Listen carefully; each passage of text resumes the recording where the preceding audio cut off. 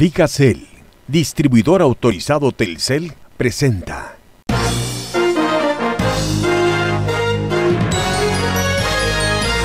En A Su Salud Entérese, actualmente la diabetes ocupa la segunda causa de muerte en México. La alta probabilidad de complicaciones graves como enfermedades del corazón, insuficiencia renal y ceguera han llevado a la diabetes mellitus a ser una de las principales causas de muerte en el mundo.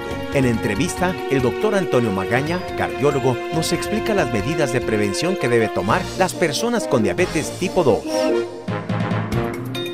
Además, conoce sobre la enfermedad inflamatoria intestinal, enfermedad de Crohn y colitis ulcerosa, patologías debilitantes que afectan al intestino en distintas zonas y presentan manifestaciones externas en piel, los ojos y las articulaciones. En entrevista para Su Salud, la doctora Itzel Romo, líder médico para la unidad de gastroenterología de Takeda México Biofarmacéutica. ¿Qué tal, amigos de Su Salud? Gracias por acompañarnos y bienvenidos al programa de los especialistas. Les saluda Joel Flores.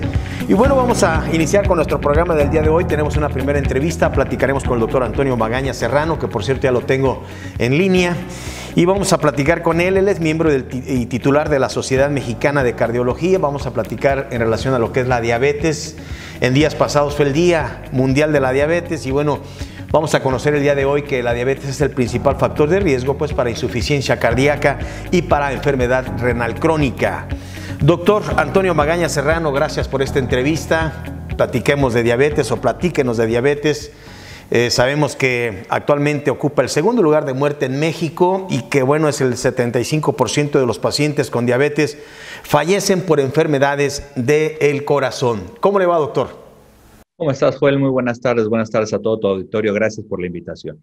Pues mira, efectivamente, la diabetes es un tema de la mayor relevancia dentro de nuestro sistema sanitario y dentro de nuestro país, toda vez de que, como empresas, su magnitud es muy importante en términos de la mortalidad que condiciona. Desafortunadamente, somos uno de los países en el mundo con la mayor prevalencia, esto quiere decir con el mayor número de pacientes afectados por esta enfermedad crónica degenerativa y sin lugar a dudas los estragos que hacen la salud de las y los mexicanos son muy grandes. ¿Por qué? Porque es una causa de muerte a través de sus complicaciones crónicas, ya sea a nivel cardíaco, ya sea a nivel renal.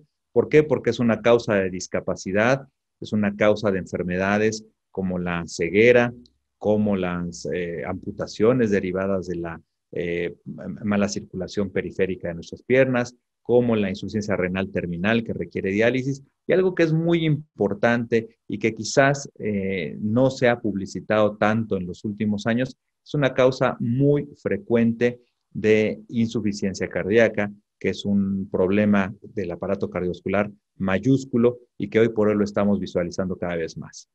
Doctor, ¿a qué edad empieza toda esta complicación de la diabetes en enfermedad, insuficiencia cardíaca o en enfermedad renal crónica? Es decir, ¿a partir de qué etapa de la evolución de la diabetes empieza?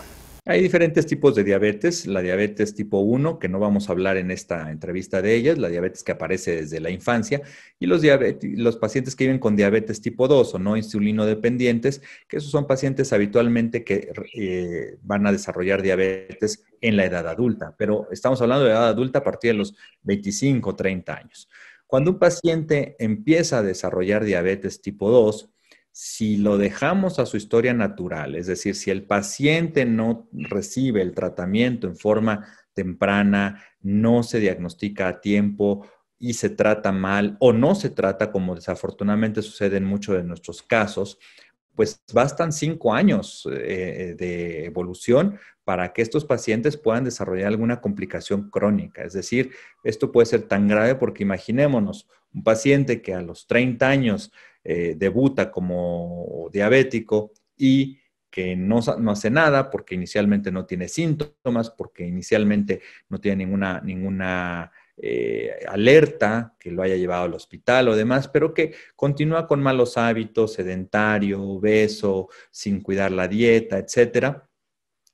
Tal vez a los 35 años, antes de los 40, ya va a desarrollar complicaciones muy serias derivadas de la misma enfermedad. Entonces esto, pues podemos ver que indudablemente nos ubica en una situación de alta vulnerabilidad y de un alto riesgo. ¿Cuál es el pronóstico? El pronóstico para un diabético ante todo este panorama de impacto de la enfermedad. El pronóstico para un paciente que vive con diabetes tipo 2 a su libre evolución es malo, porque ese paciente, como ya los he señalado, en el mediano plazo va a desarrollar sí o sí alguna de las complicaciones más frecuentes a nivel oftálmico, a nivel de la circulación, a nivel cardíaco, a nivel renal. Sin embargo, si ese paciente se detecta a tiempo, se trata a tiempo y en forma adecuada, incluso ahora con toda la gama de nuevos agentes de tratamiento farmacológicos, pero además reencausa su vida hacia un estilo más cardiosaludable, haciendo actividad física regular, abandonando el hábito tabáquico, disminuyendo el consumo de alcohol, disminuyendo su peso, pues tiene una oportunidad de una vida plena y por largo plazo muy, muy buena. Es decir, podemos sentirnos tranquilos y confiados de que si hacemos las cosas bien, a los pacientes les va a ir bien. Y eso es algo que no pasaba antes. O sea, era algo muy frustrante porque antiguamente el paciente con diabetes, a pesar de que se portaba bien, a pesar de que llevaba sus medidas no farmacológicas, pues los principios activos, los fármacos que teníamos, no necesariamente evitaban el desarrollo de complicaciones tardías, ¿no? Eran muy buenos para controlar el azúcar, eran buenos razonablemente para controlar algunas complicaciones no mayores, pero eran marginales en cuestión de proteger el corazón y de proteger el riñón, que es algo que nos preocupa muchísimo hoy en todos nuestros pacientes con diabetes. Es decir, que cuidarnos bien, doctor, hacer la prevención, hacer las medidas pues indicadas, ejercicio, alimentación, etcétera, eso no es suficiente. Es decir, necesitamos de una valoración de nuestra función cardíaca y de nuestra función renal, por supuesto, y el tratamiento, ¿no? Es correcto. Y bueno, tú has dado un punto muy importante y clave. En la prevención de la diabetes, las medidas no farmacológicas son fundamentales. Y si estas medidas se adoptan a temprana edad, es decir, si nuestros niños abandonan el consumo de comida chatarra, las dietas hipercalóricas, hacen actividad física, los tenemos exentos de sobrepeso, tal vez esos niños, aunque tengan en sí mismo una carga genética para la diabetes, como lo tenemos muchos de los mexicanos, podrán evitar que desarrollen la enfermedad. Pero bueno, ya tenemos en México más de 10 millones de pacientes con diabetes. ¿Qué hacemos con ellos? Por supuesto, tendremos que insistir mucho en las medidas no farmacológicas de estilos de vida, pero no necesariamente serán suficientes. Ahí es donde el tratamiento farmacológico hace una gran mancuerna con las medidas no farmacológicas. ¿Qué tenemos en atención médica, doctor? ¿Qué nos ofrece la evolución médica como tratamiento para esta enfermedad? Bueno, tenemos un arsenal terapéutico muy robusto que en los últimos 10 años se ha incrementado de manera muy importante y que algo que es necesario señalar es que hoy, por ejemplo, las autoridades sanitarias y las instancias regulatorias en el mundo exigen que para que los nuevos medicamentos antidiabéticos puedan ser comercializados, expongan que no solo son buenos para bajar el azúcar, sino que además son seguros para disminuir los riesgos cardiovasculares o renales asociados a la diabetes.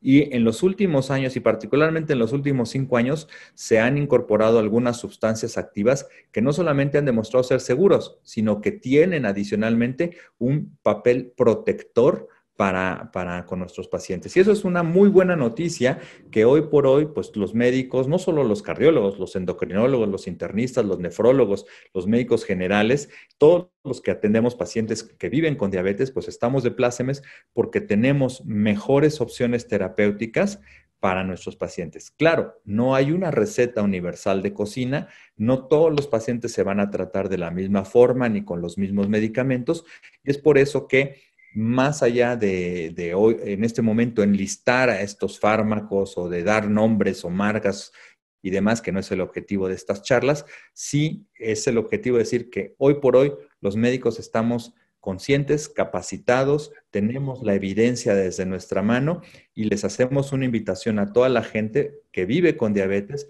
a tener un buen control, acudir con el médico para hacer los ajustes terapéuticos necesarios, insisto, no solo viendo por el control del azúcar, sino viendo por el control de desenlaces cardiovasculares y renales a futuro. Pues la prevención, doctor, la prevención por supuesto es donde tenemos que seguir trabajando. Como medicamentos, la metformina, por ejemplo, doctor, ha sido un medicamento preventivo. ¿Qué nos puede decir? La metformina es un muy buen medicamento, es un medicamento muy, muy antiguo que tiene un perfil de seguridad y de eficacia razonable, que en un momento dado hay escuelas que lo utilizan en los pacientes que tienen intolerancia a carbohidratos o como se ha conocido prediabetes, un poquito para evitar el salto a la diabetes. Pero ojo, no es una vacuna, no es un antídoto. Y el hecho de usar solamente metformina en ausencia de un estilo de vida cardiosaludable es insuficiente. Es decir, si yo empiezo a usar metformina, tengo que hacer actividad física, tengo que cuidar mi peso, tengo que cuidar mi dieta. No le puedo dejar a la metformina todo el trabajo. Y en el paciente que ya es diabético, que ya vive con diabetes, la monoterapia con metformina habitualmente es insuficiente para llegar a las metas de control. Es decir, es buena, pero no necesariamente podemos descargar todo. Y es ahí donde el manejo complementario con los nuevos principios activos que han demostrado beneficios adicionales es muy, muy importante. Y es así como todas las guías y consensos de expertos en el mundo entero, incluyendo México, por supuesto, lo han puesto de manifiesto. Muy bien, doctor. Entonces, ¿qué es lo actual? ¿Qué es lo más reciente para la prevención en esta seria enfermedad, la diabetes? Precursora pues de las enfermedades como las menciona usted, enfermedades cardiovasculares, renales. Y bueno, ¿en qué debemos trabajar? En la prevención ya mencionaba, pero ¿cuáles son los tratamientos hoy en día de avanzada que nos ofrecen prevención, doctor? Si hablamos de prevención, bueno, yo diría que uno de los más importantes logros es el nuevo etiquetado de alimentos, porque nos va a hacer conscientes de lo que estamos entrando a nuestro cuerpo. Y eso va a educar a nuestros niños y a nuestros adolescentes para tener mayor conciencia, incluso que nos eduquen a los padres para mejorar nuestros estilos de vida. Y si hablamos de medicamentos, pues tenemos básicamente 3 clases terapéuticas nuevos, unos que se llaman IDPP4, otros que se llaman agonistas de GLP-1 y los últimos que se llaman inhibidores del cotransportador de sodio glucosa tipo 2. De estos 3 grupos nuevos de medicamentos derivan alrededor de unos 10 principios activos específicos, de los cuales todos tienen sus beneficios, todos tienen sus escenarios de aplicación de manera muy clara. Quizás los ISGLT2 y los GLP-1 son los que más se han estudiado en los últimos 5 años, pero, insisto, no se trata de dar una recomendación de un medicamento u otro, se trata de recomendar que nuestros pacientes, que la audiencia que tiene diabetes, que vive con diabetes o que está en riesgo de desarrollarla, ¿por qué? Porque sus padres son diabéticos, porque es obeso, porque come mal, porque en sus exámenes de rutina están saliendo ya en esa barrera, en esa frontera que nos dice ten cuidado, pues acudan oportunamente con su médico de cabecera, con los médicos que ya sea a nivel institucional o privado.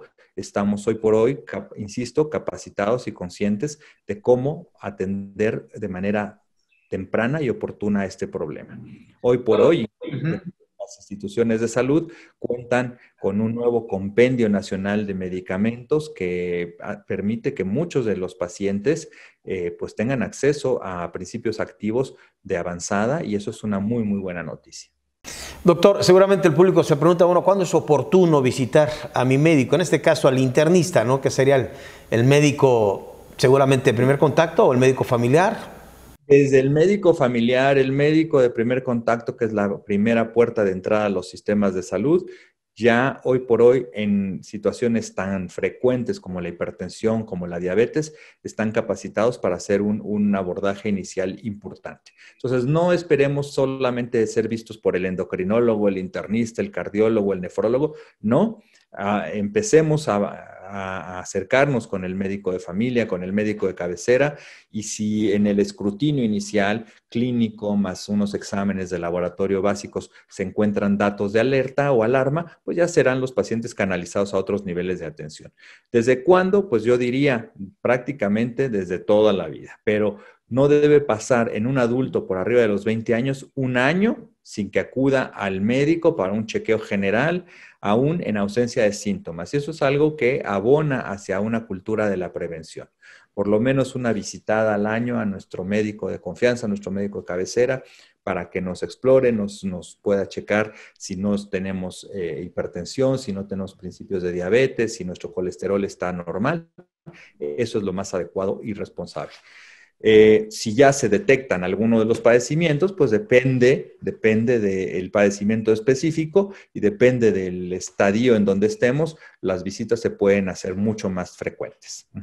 Muy bien, doctor. Bueno, pues invitar al público, primeramente, pues todos debemos sospechar, doctor, de la enfermedad. Yo pienso que ese sería el primer paso, ¿no? Sospechar de la enfermedad. Cuando se trae la carga genética con mayor razón, a edades muy tempranas hay que empezar a monitorear la enfermedad.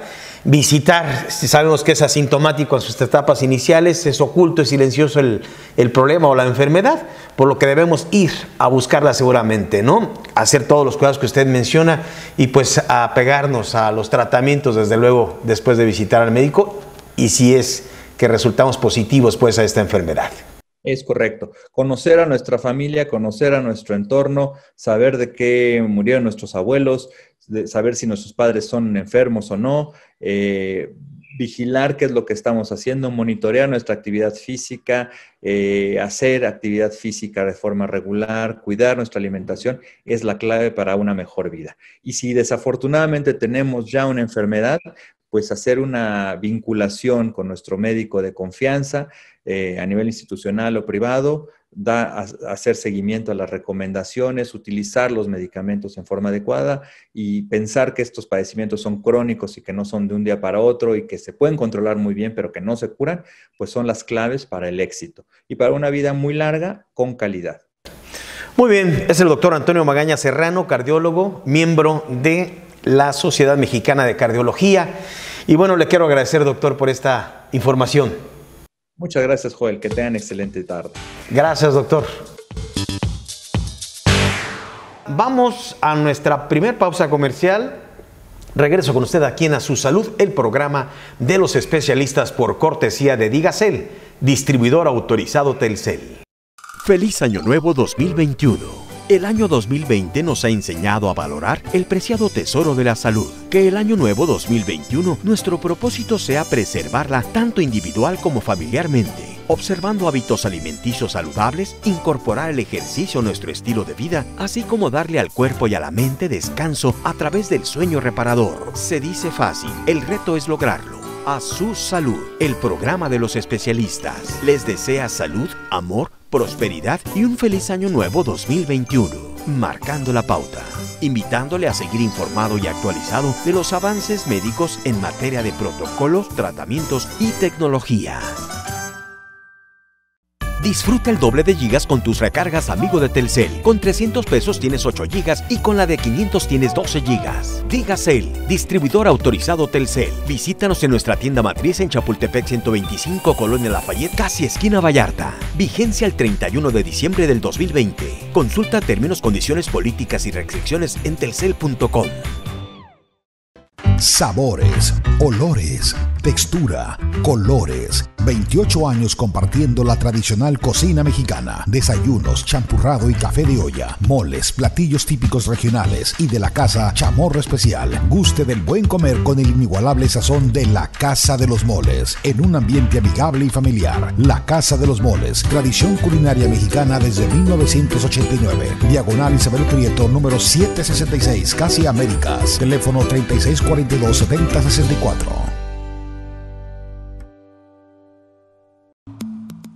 El mejor descanso en playas de Tecomán, Hotel Araguate. Cómodas habitaciones, camas matrimoniales o king size. Hotel Araguate. Comodidad, confort y tranquilidad. Palapa para relax o lectura. A unos pasos de la playa El Real en Tecomán, Colima. Reserve www.araguatehotel.com. Ponte en modo Navidad con un nuevo smartphone en un plan Max sin límite. Pregunta por los equipos sin costo inicial o a meses sin intereses. Solo con Telcel. Digacel, distribuidor autorizado Telcel. Visítanos en nuestra tienda matriz en Chapultepec 125, Colonia Lafayette, casi esquina Vallarta. Vigencia el 31 de diciembre del 2020. Consulta términos, condiciones, políticas y restricciones en telcel.com. Continuamos en A Su Salud por cortesía de Digacel, distribuidor autorizado Telcel. Enseguida en Instantáneas Médicas, información médica de actualidad al instante, escucharemos sobre el insomnio, la incapacidad de poder conciliar el sueño o trastornos del sueño. Y bueno, ahora con esta pandemia, con esta contingencia, ha surgido la coronosomnia. Aquí en Instantáneas Médicas, información médica de actualidad al instante. Instantáneas Médicas. Coronosomnia. Trastorno que afecta casi a 1 de cada 3 personas. El insomnio es la dificultad para iniciar el sueño, para mantenerlo, despertarse muy temprano o tener un sueño de mala calidad. Esta condición es motivo de consulta común en la atención primaria. Tiene consecuencias graves en la salud a corto y largo plazo, por lo que se considera un problema de salud pública, que se puede presentar con otros trastornos médicos o psiquiátricos. 1 de cada 3 personas que viven en aislamiento social sufren de insomnio, que es un factor de riesgo importante para el desarrollo de alteraciones mentales a consecuencia de la pandemia por COVID-19, según estudios científicos.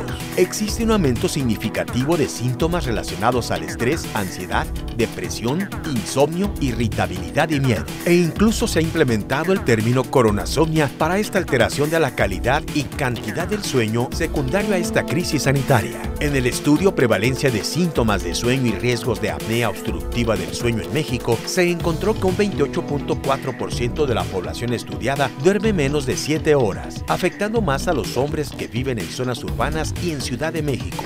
Además de que un 18.8% reportaron insomnio, algunos estudios recientes han demostrado que cuando el insomnio se suma a otras enfermedades, se obtienen mejores resultados con tratamientos específicos para ambas condiciones. De acuerdo con la doctora Marielena Sañudo, directora médico de Sanofi General Medicines en México, destacó que el insomnio está asociado a ideas suicidas y es un factor de riesgo potencialmente modificable que se agrava en condiciones de aislamiento social y confinamiento obligatorio. Es importante prestar atención a este trastorno, pues la mayoría de las veces se ve como algo común en las personas, pero es una enfermedad que trae consecuencias a la calidad de vida de quienes lo padecen y por ello es necesario buscar el diagnóstico de un médico, advirtió la experta. Existen actividades que contribuyen a tener una correcta higiene del sueño, entre las cuales destacan tener una exposición a la luz solar al menos 30 minutos durante el día, evitar tomar café o té con cafeína en la noche, reducir la ingesta de alcohol, evitar hacer ejercicio antes de acostarse, evitar estar en la cama si no es para dormir, mantener un horario para despertar y dirigirse a la cama. En colaboración con la Academia Mexicana de Medicina del Dormir AC y la Sociedad Mexicana para la Investigación y Medicina del Sueño AC, Sanofi México pondrá en marcha en los próximos meses una campaña de concientización para facilitar al público en general la información sobre la importancia de tener suficientes horas de descanso y un sueño saludable. A Su Salud, el programa de los especialistas, le mantiene actualizado en los avances en materia de protocolos, procedimientos y tratamientos médicos para que usted esté bien informado.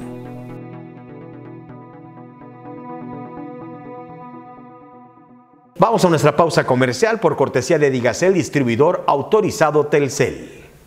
Feliz Año Nuevo 2021. El año 2020 nos ha enseñado a valorar el preciado tesoro de la salud. Que el año nuevo 2021 nuestro propósito sea preservarla tanto individual como familiarmente, observando hábitos alimenticios saludables, incorporar el ejercicio a nuestro estilo de vida, así como darle al cuerpo y a la mente descanso a través del sueño reparador. Se dice fácil, el reto es lograrlo. A Su Salud, el programa de los especialistas, les desea salud, amor, prosperidad y un feliz año nuevo 2021, marcando la pauta, invitándole a seguir informado y actualizado de los avances médicos en materia de protocolos, tratamientos y tecnología. Disfruta el doble de gigas con tus recargas amigo de Telcel. Con 300 pesos tienes 8 gigas y con la de 500 tienes 12 gigas. Digacel, distribuidor autorizado Telcel. Visítanos en nuestra tienda matriz en Chapultepec 125, Colonia Lafayette, casi esquina Vallarta. Vigencia el 31 de diciembre del 2020. Consulta términos, condiciones, políticas y restricciones en telcel.com. Sabores, olores, textura, colores. 28 años compartiendo la tradicional cocina mexicana. Desayunos, champurrado y café de olla. Moles, platillos típicos regionales y de la casa Chamorro Especial. Guste del buen comer con el inigualable sazón de la Casa de los Moles. En un ambiente amigable y familiar. La Casa de los Moles. Tradición culinaria mexicana desde 1989. Diagonal Isabel Prieto, número 766, Casi Américas. Teléfono 3642-7064. El mejor descanso en playas de Tecomán, Hotel Araguate. Cómodas habitaciones, camas matrimoniales o king size. Hotel Araguate, comodidad, confort y tranquilidad. Palapa para relax o lectura, a unos pasos de la playa El Real en Tecomán, Colima. Reserve www.araguatehotel.com. Ponte en modo Navidad con un nuevo smartphone en un plan Max sin límite. Pregunta por los equipos sin costo inicial o a meses sin intereses. Solo con Telcel. Digacel, distribuidor autorizado Telcel. Visítanos en nuestra tienda matriz en Chapultepec 125, Colonia Lafayette, casi esquina Vallarta. Vigencia el 31 de diciembre del 2020. Consulta términos, condiciones, políticas y restricciones en telcel.com. Continuamos en A Su Salud por cortesía de Digacel, distribuidor autorizado Telcel. Y bueno, la siguiente entrevista o charla va a ser con la doctora Itzel Romo, líder médico para la salud de gastroenterología de Takeda, México, biofarmacéutica con más de 238 años de historia. Doctora Itzel Romo, gracias por esta entrevista. Vamos a platicar en relación a lo que es la enfermedad inflamatoria intestinal, enfermedad de Crohn y bueno, colitis ulcerosa. Además, es una patología que debilita o que afecta al intestino en distintas zonas y se presenta en manifestaciones externas como afecciones en la piel, los ojos, las articulaciones, etc. Doctora Itzel, muchas gracias por esta entrevista. Platíquenos sobre la enfermedad de Crohn. ¿Qué es? Muchísimas gracias por invitarme a platicar sobre este tema. En realidad, tanto la enfermedad de Crohn como la colitis ulcerosa crónica inespecífica pertenecen a un grupo de enfermedades a las que se les conoce como enfermedades inflamatorias intestinales. Tanto la enfermedad de Crohn como la colitis ulcerosa crónica inespecífica. Creo que es importante mencionar que siempre que escuchamos colitis, pues pensamos en estos síntomas como muy comunes que están más bien relacionados con lo que es el síndrome de intestino irritable. Es lo que comúnmente conocemos como colitis. Pero estas enfermedades son totalmente diferentes. Tanto las enfermedades inflamatorias intestinales son enfermedades que afectan directamente a un órgano, que en este caso es el tracto gastrointestinal, que van a tener un componente autoinmune.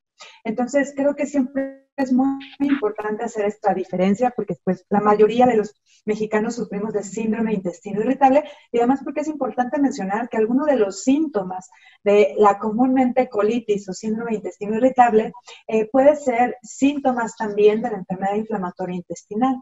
El dolor abdominal, la diarrea, las evacuaciones con sangre. Bueno, considerando que vivimos en un país pues también endémico de parásitos e infecciones gastrointestinales, pues se puede confundir también muy fácilmente. Sin embargo, el comportamiento de la enfermedad es totalmente diferente, lo mismo que su tratamiento. Las enfermedades inflamatorias intestinales son enfermedades crónicas, no se quitan, que tienen un componente inmunológico y que afectan un órgano específicamente. O sea, sí hay un daño orgánico, no es una enfermedad funcional como le puede llegar a ser el síndrome de intestino irritable. Entonces, estos pacientes lo que tienen justo es eso, una afectación, en el caso de la colitis ulcerosa crónica inespecífica, de la mucosa o la parte interna que reviste específicamente al colon, y en el caso de la enfermedad de Crohn puede afectar no solamente la mucosa, sino todo el espesor de las paredes de nuestro tracto gastrointestinal, y en el caso de la enfermedad de Crohn no solo afecta el colon, sino puede afectar desde la boca hasta el ano. Entonces, al decir daño nos referimos a inflamación de estas mucosas, a lesiones como pueden ser úlceras, y de ahí también la importancia del control temprano de estas enfermedades, porque el que esté de forma constante, dañadas estas paredes, esta mucosa, pues puede condicionar que el desenlace de la enfermedad llegue hasta complicaciones no deseables, como pueden ser la perforación o como pueden ser la obstrucción. El problema es que, bueno, sí, los síntomas son muy diferentes entre pacientes y se pueden confundir con muchas cosas. Y bueno, en México somos mucho a automedicarnos, ¿no? Entonces, pues si tenemos mucho dolor, inclusive aunque veamos sangrado, podemos pensar en otra cosa. Y bueno, es importante mencionar que este tipo de enfermedades, las enfermedades inflamatorias intestinales, existen en México. Se estima que aproximadamente 40,000 pacientes sufren de estas enfermedades y que hay otro porcentaje que no está diagnosticado todavía. Y es muy importante tener el diagnóstico adecuado para dar el tratamiento adecuado. ¿A qué se debe este problema de inflamación crónica, doctora? ¿Cuál es la etiología de la enfermedad? Es una muy buena pregunta. Es multifactorial. Por supuesto, se ha estudiado que la industrialización de los alimentos o la occidentalización de los alimentos, pues, ha cambiado nuestra microbiota. Cuando me refiero a microbiota, son estos bichitos, bacterias que tenemos en nuestro intestino, que además es un porcentaje importante de microbiota la que tenemos, que debe mantener un equilibrio. Y bueno, una de las teorías es que hay una desregulación de esta microbiota intestinal y hay una exacerbación de una respuesta autoinmune. Entonces el cuerpo lo que detecta es que debe estar inflamando, por decirlo de alguna manera, al tracto gastrointestinal. Entonces es multifactorial, ¿no? Y evidentemente, ya que la enfermedad ya está establecida como tal, puede haber desencadenantes. Sin embargo, los desencadenantes no necesariamente son parte de la etiología. ¿Cuáles serían estos desencadenantes, doctora? Los pacientes que tienen estas enfermedades, pues hay alimentos que pueden empeorar su sintomatología.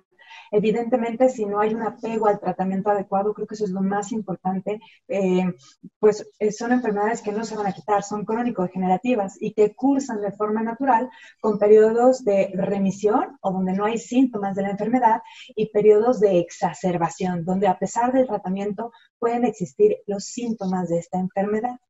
Entonces, bueno, eso es súper importante. Los pacientes se conocen y saben cuando están en remisión, cuando no tienen síntomas, y saben cuándo comienzan con los síntomas, porque, bueno, es muy clásico. Estos pacientes pueden estar en el baño hasta más de 20 veces durante el día y durante la noche. En realidad es una enfermedad muy discapacitante, aunque no se ve. De hecho, es un término nuevo que se quiere acuñar, la discapacidad visceral. Imagínate lo que es tener que estar con dolor abdominal, haciendo tus actividades diarias y con la necesidad de evacuar más de 20 veces al día. Además, como bien mencionaste al principio, estos pacientes suelen cursar no solamente con las manifestaciones gastrointestinales, sino también pueden cursar con otras manifestaciones, como pueden ser las articulares, el dolor articular, que tampoco se ve. Fatiga, como toda enfermedad autoinmune, pueden experimentar fatiga, que tampoco se ve.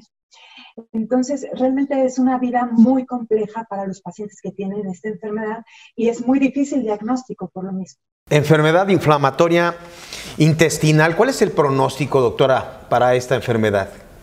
Afortunadamente, igual que en muchas otras enfermedades crónico-degenerativas, hay muchísimos avances en cuanto al tratamiento, en cuanto al diagnóstico también, y más importante aún, sobre los objetivos de tratamiento que se quieren alcanzar con estos pacientes. ¿A qué me refiero?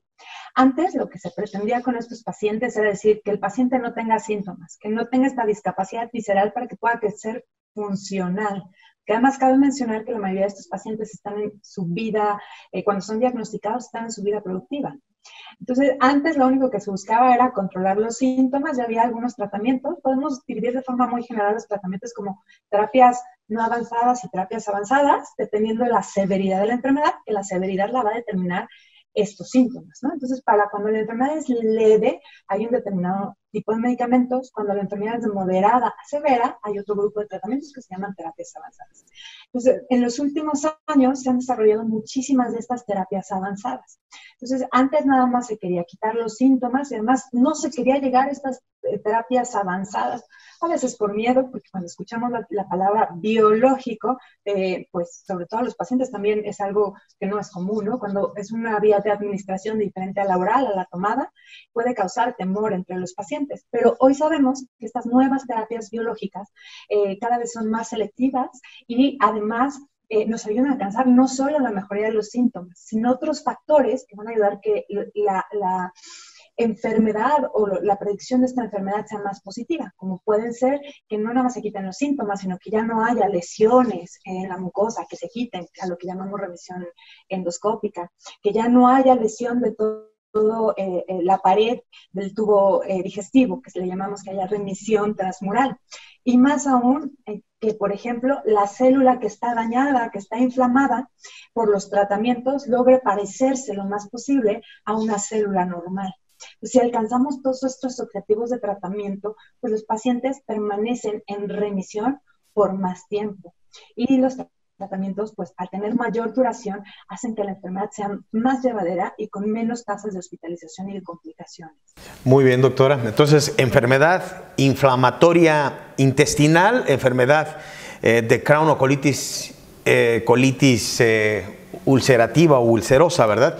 Doctora, entonces, ¿es tratable, es curable, es paliable? ¿Cuál es la condición de esta enfermedad? Es una enfermedad que es tratable, pero como toda enfermedad, para ser tratada de la forma adecuada, tiene que ser diagnosticada de la forma adecuada. Entonces, lo primero que hay que hacer es, como pacientes, ante cualquier síntoma que no mejore o que tenga datos de alarma o que empeore, tenemos que acudir con nuestro médico. No es adecuado la automedicación. Doctora, muchísimas gracias por esta entrevista. No, muchísimas gracias, Joel, por darnos la oportunidad de platicar sobre esta enfermedad que a veces se confunde con otras, sí, que realmente cada vez tiene pues una mayor prevalencia en nuestro país, ¿no? Entonces, muchísimas gracias por la oportunidad. Feliz Año Nuevo 2021. El año 2020 nos ha enseñado a valorar el preciado tesoro de la salud. Que el año nuevo 2021 nuestro propósito sea preservarla tanto individual como familiarmente, observando hábitos alimenticios saludables, incorporar el ejercicio a nuestro estilo de vida, así como darle al cuerpo y a la mente descanso a través del sueño reparador. Se dice fácil, el reto es lograrlo. A su salud, el programa de los especialistas les desea salud, amor, prosperidad y un feliz año nuevo 2021, marcando la pauta, invitándole a seguir informado y actualizado de los avances médicos en materia de protocolos, tratamientos y tecnología. Disfruta el doble de gigas con tus recargas amigo de Telcel. Con 300 pesos tienes 8 gigas y con la de 500 tienes 12 gigas. Digacel, distribuidor autorizado Telcel. Visítanos en nuestra tienda matriz en Chapultepec 125, Colonia Lafayette, casi esquina Vallarta. Vigencia el 31 de diciembre del 2020. Consulta términos, condiciones, políticas y restricciones en telcel.com. El mejor descanso en playas de Tecomán, Hotel Araguate. Cómodas habitaciones, camas matrimoniales o king size. Hotel Araguate. Comodidad, confort y tranquilidad. Palapa para relax o lectura. A unos pasos de la playa El Real en Tecomán, Colima. Reserve www.araguatehotel.com. Amigos, estamos llegando a la parte final. Le quiero agradecer por el favor de su atención. Escríbanos joelflores@asusalud.tv. Nos vemos, nos escuchamos en la próxima emisión. Muchas gracias.